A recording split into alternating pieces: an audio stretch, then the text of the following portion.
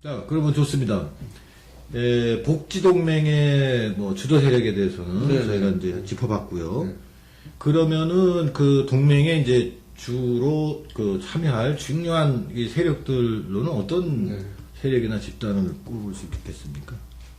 아, 우리나라의 네, 예. 얘기죠. 우리나라는 이제 뭐 제가 아까 이제 어떤 한국의 노동계급이나 어떤 그런 권력 자원이 너무 약하다라고 말씀을 드렸는데 어쨌든 일정 정도 이제 그래도 누군가가 어떤 문제 제기를 하고 저희 지금도 이제 나오지 않습니까? 어쨌든 사회의 어떤 사회적인 어떤 안전망으로부터 제외된 다수가 있다. 어떤 이제 뭐 정당에서 나오고 얘기가 나오고 있는데 제가 볼 때는 어떤 일단은 이제 어떤 그런 아까 주도 세력이 있고 거기에 어떤 파트너가 참여해야 될 것이냐 할 때 몇 가지 좀 우리가 고민해봐야 되는 지점이 있다라고 생각해요. 첫째는 네. 한국의 그 영세 자영층이 굉장히 그 교수님도 아시다시피 비율이 상당히 높습니다.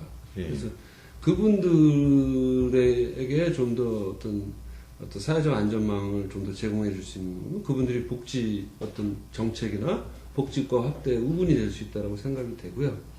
또 하나는 우리 사회의 이제 중산층이다. 말이 좀 모호하긴 하십니다만 네. 어떤 이제 중간 계층들이라고 볼 수 있죠. 아주 경제적으로 어렵지는 않지만 그래도 웬만큼 어떤 소득이 있고 어떤 일정한 어떤 삶의 질을 누리고 있긴 하지만 미래에 불안하고 즉 언제 내가 잘릴지 모른다든가 내가 노후에 대해서 아무런 준비가 안 돼 있던 이런 계층이 상당히 많습니다. 우리 사회에. 네. 바로 이분들도 저는 어떤 이제 복지동맹의 월급쟁이 그렇죠. 화이트 칼라를 복지동맹의 우분이 될 수 있다라고 생각이 됩니다. 그 다음에 이제 뭐 많죠. 그 다음에는 또 특히 여성들이죠. 특히 한국 사회에 뭐 아시다시피 어떤 가장 낮은 그 저출산율을 보이고 있는 이런 거. 그 다음에 최근에 여성들의 사회 참여가 높아지는데도 불구하고 어떤 국가나 사회가 이런 거를 지원해주지 않는 부분. 바로 이런 여러 가지 측면에서 볼 때 여성도 상당히 그 복지동맹의 우군이 될 수 있다. 또 하나 중요한 집단은 뭐 다 많이 있었다면 좀 최근에 등록금 반값이라든지 이런 데서 이슈가 되고 있듯이 그 대학생 또는 어떤 대졸자들을 중심으로 한 이른바 청년층. 이 청년층들이 과거와는 달리 어떤 양질의 일자리가 없어지고 실업이 늘어나게 되고 현실에 대한 어떤 여러 가지 어려움, 미래에 대한 불안을 갖고 있기 때문에 그분들에게 보다 좀 안정적인 어떤 삶의 질을 제공할 수 있는 사회적 안전망이 필요하다라고 볼 때 이분들이 다 저는 어떤 복지동맹의 어떤 파트너가 될 수 있다라고 생각합니다. 예, 그렇군요. 그러면 이제 크게 네 그 집단을 말씀하셨는데, 사실은 이제 이 계층이나 집단들이 그러면 실제 지금 이제 주요한 동맹 세력으로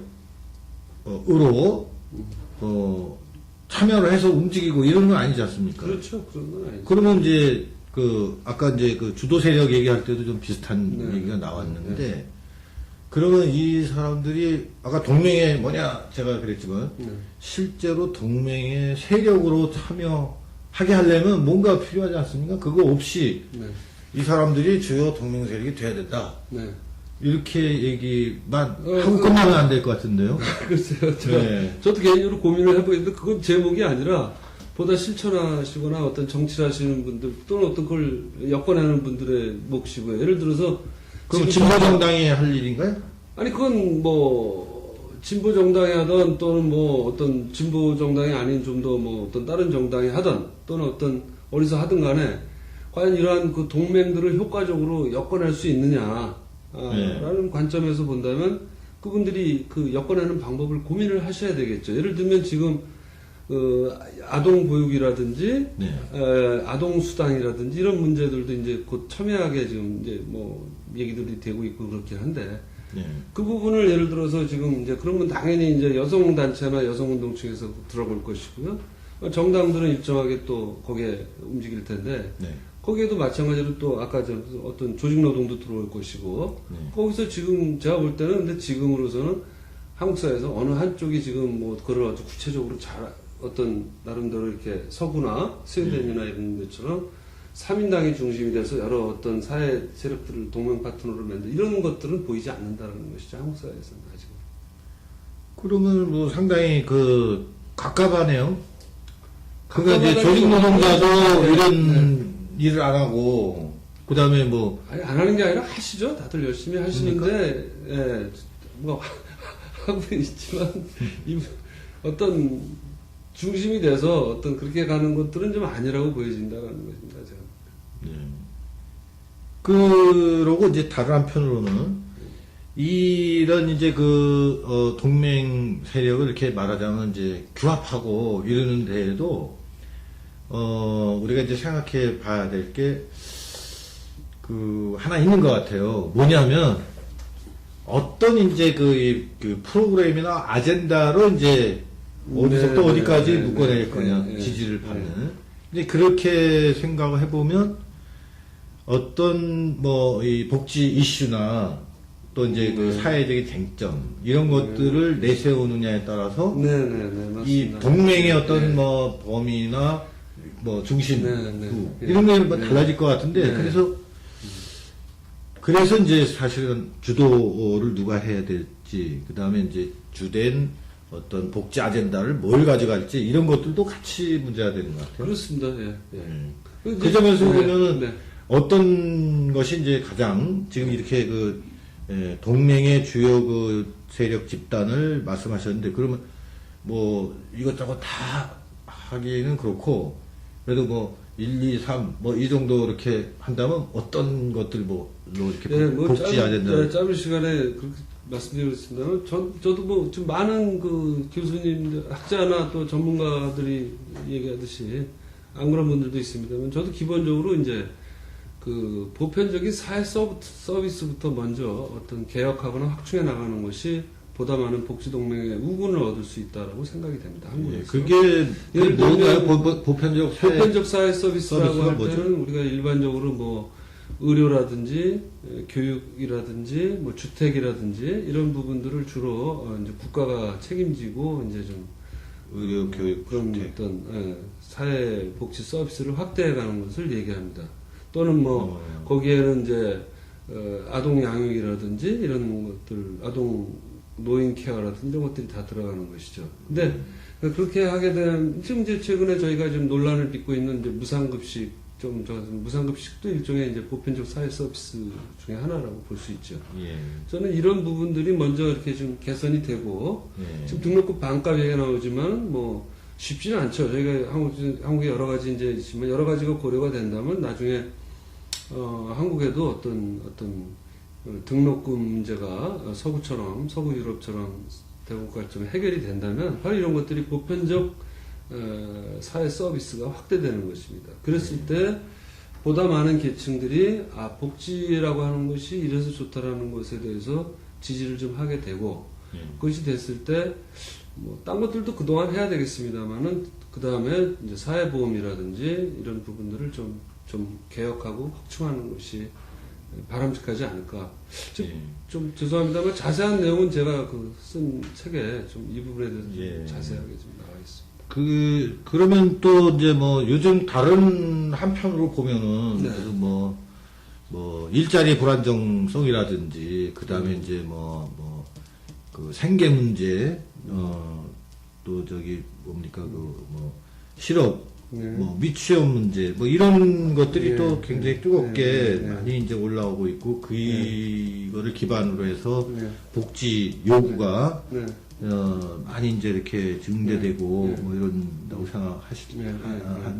할 수 있는데 어떻게 보면 이게 좀 2차적인 어떤 중요성이 있는 그런 복지 분야들 아닌가 이런 실업이라든가 생각돼요. 그래서 예를 들면 정규직 88만 원 세대 그다음에 양극화 이런 것들을 이제 해소하고 그러려면 주로 이제 경제 일자리 이런 것에 더 우선순위가 주어져야 되는 거 아닌가. 기본적인 삶이 되어야 그 다음에 이제 의료니 주택이니 이런 것들이 교육이니 이런 것들도 그 다음 순서로 글쎄 그렇게 지금 아마 선생님처럼 생각할 수도 있고 또 그런 분들도 많을 것으로 생각이 됩니다.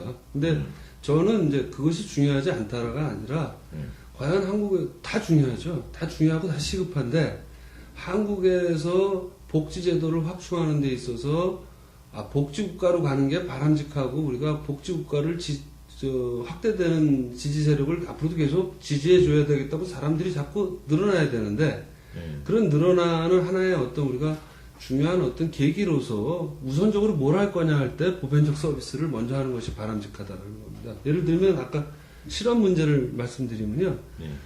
비정규직에 지금 굉장히 심각한 어떤 저임금이라든가 실업 문제가 중요하지 않다라는 것은 아니라 그럼 그 문제를 해결하기 위해서 어떻게 할 거냐. 바로 예를 들어서 뭐 어떤 사회보험 내에서 비정규직의 어떤 사회보험료의 상당 부분을 뭐 상위 계층의 어떤 근로자나 이런 쪽으로부터 보험료로부터 더 충당한다든가 국가가 낸다든가 이랬을 때는 그것이 경우에 따라서 다른 사회 집단들 비정규직이 아닌 다른 사회 집단으로부터 강력한 저항이라든가 또 뭐 포퓰리즘이라든가 여러 얘기들이 또 얘기들이 더 올 수 있는데 그럴 경우에는 그걸 어떻게 하려고 그러다가 바로 개혁을 못할 수가 있다라는 것이죠.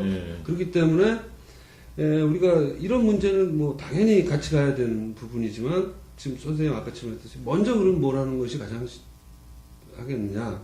어떻게 보면 시급한 거는 지금 이런 뿐만 아니라 극단적인 어떤 저소득이나 빈곤에 호덕이는 수많은 분들을 위해서는 공적 부조를 당장 확대하는 것이 바람직할 수도 있죠.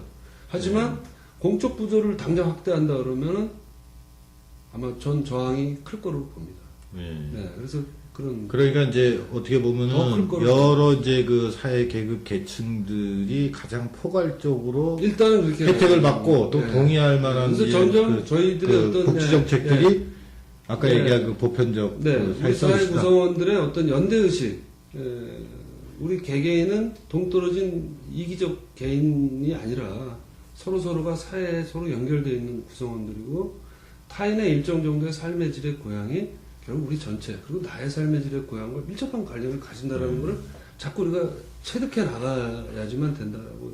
알겠습니다. 근데 요즘에 이제 뭐 또 하나의 쟁점이 이제 되고 있는데 사회적으로 정치적으로 재정 조달 문제는 어떻게 할 이건 겁니까? 뭐 구체적으로 재정 조달에 대해서는 뭐 여러 제가 뭐 이쪽 전문가가 아니니까요. 다만 기본적인 거는 이제 일반적인 거는 우리가 사회복지 확대에 있어서 일반적으로는 이제 대체적으로 보면은 뭐 크게 보면 이제 그 보험료에 기반한 것이 있고요. 하나는 이제 그 국가의 조세에 기반한 것이 있는데 간략해 주시죠. 간략하게. 가능하면 조세에 기반한 조세 기반적 복지를 확대해가는 것이 바람직하다고 생각이 됩니다. 조세에 기반한 국가복지 이쪽으로. 그런데 이제 지금 우리나라는 뭐 보험 중심이지 않습니까? 그거를 새로 이렇게 하려면 이 계층들이 다 쉽게 동의를 할까 모르겠네요. 바로 이제 그런 부분들에 있어서 어떤 구체적인 정책을 하시는 분들이나 개혁적인 정치를 하고자 하는 정치가분들의 어떤 노력과 지혜가 필요하다고 생각이 됩니다. 네.